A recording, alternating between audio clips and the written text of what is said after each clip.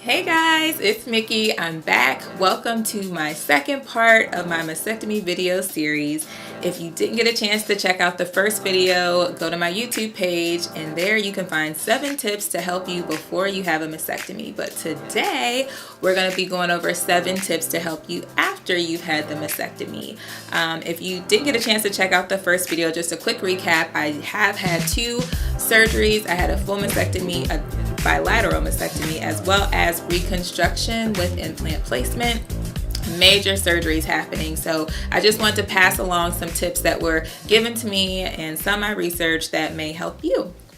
So, number 1, make sure you have some loose fitting clothes, button-up shirts, your spouse's shirt that's a button-up. You're just going to want something that you can wear after the surgery so that the drains they give you to help remove fluids during your recovery don't get tangled in, and that is something that's not tight or pressing up against your chest. So any type of sweatpants or, like I said, loose fitting or button-up shirts will be the best option. Number 2. Also, when you get finished with your surgery, it's going to be tight because of the mastectomy. Your skin in that area has been stretched and is still trying to stretch. So the best thing you can do is massage the area gently. You might also notice that your range of motility is a little bit limited. I've heard that it will come back. Mine is we're still working at it. So do some light stretches for your back and for your arm, reaching, things like that. You may feel that it's like tight in that area, but the more stretching and massaging that you do, it does help in the long run.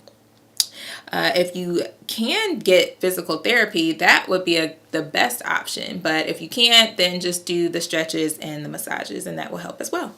Number 3, you can use a plastic hanger or like a lanyard, or even just tie some shoelaces together that you don't use anymore to take a shower. Once again, those pesky drains that I mentioned will get in the way of everything. So when you're trying to take a shower, you can kind of loop them through the lanyard or hang them on the hanger and out of the way so that you're able to take your shower. Otherwise, they're just going to be in the way and all over the place and wet, and that's no fun. So just get yourself a hanger. This you should already have at home. Next, I wanted to mention this because on the research that I've done, it was mentioned a couple times. Laxatives. Your doctor will probably already prescribe you some, but a lot of women complained of constipation after the surgery. I so much didn't have this, but I can only imagine if I did how much more uncomfortable that would have made my recovery process. So because it got brought up in a lot of forums and a lot of research, I would just recommend having some on deck just in case you need them. Speaking of medications, pain meds. So if you know me or anyone knows me, I do not like taking pain meds. I do not like feeling drowsy or loopy or anything of the sort. And so what I would do is when you had the surgery, yeah, you are in pain. I would break them in half and take them that way. And then once things got more bearable, I moved on to like Tylenol. But until I could, I would just break them in half. Don't try to be a hero. If you're in pain, take them pain meds, okay? Because it will make things so much easier. You don't want to be sitting there laying in a whole bunch of pain when you don't have to. The next thing I'd recommend, number 6, keep you a notebook, okay? If you've watched my other videos as well, you know I like to be organized. But also, if your doctor hasn't already given you a paper, you want to keep track of when you have to drain the fluid out of your drains, because you have to do that multiple times a day. You also want to keep track of what time you're taking your medications, because you're already going to be tired, and then on top of that, if you're taking medications, it might make you a little drowsy and you may not remember the last time you took your medication. Also, if people are coming to visit you or sending things, you can jot down addresses or names so you can remember to send them thank you cards. If your doctor calls with extra tips or suggestions, you'll have a notebook available to jot those down as well. And last but not least, number 7, and we talk about a lot of things, but this for me is important. It is acceptance. When you come out of the hospital, you're going to be wrapped in a lot of bandages. There's going to be a lot of swelling, bruising, and when you first get to unwrap the bandages, it's going to be different. Like, it's not going to look like anything that you've ever seen before. There might be some numbness there, because the feeling won't be the same. Nothing will be the same. But I don't want you to focus on that, because as you heal, I want to tell you that things do get better.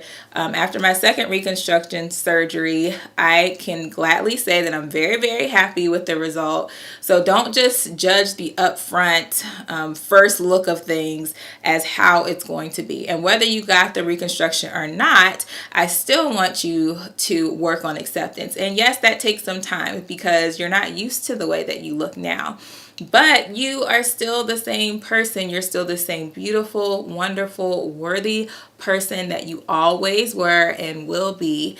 And just think about it. Like, if you're even considering a mastectomy, or if you've had a mastectomy, just the amount of strength and courage that it just really takes to get through it. And now that I've been through it, it just really blows my mind to look back at pictures and things and see like the process and how far I've come.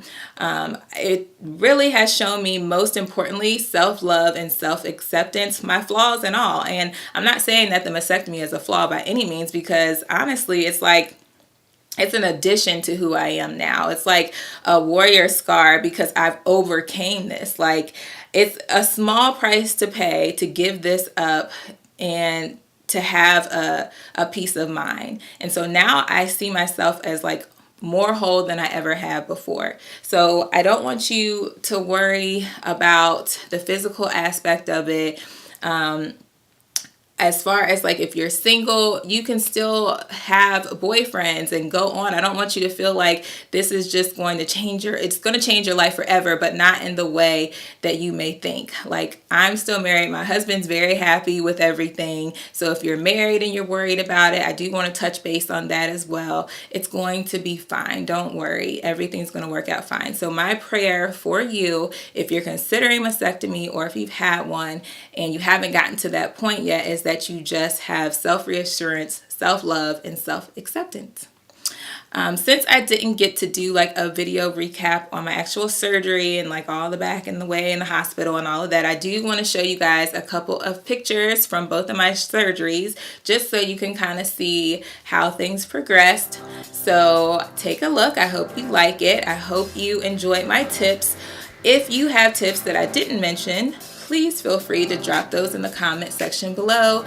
Check out my other video again if you didn't get a chance to. Like and subscribe my page if you don't mind. I'd appreciate it. Contact me or reach me on my website, mickystiara.com.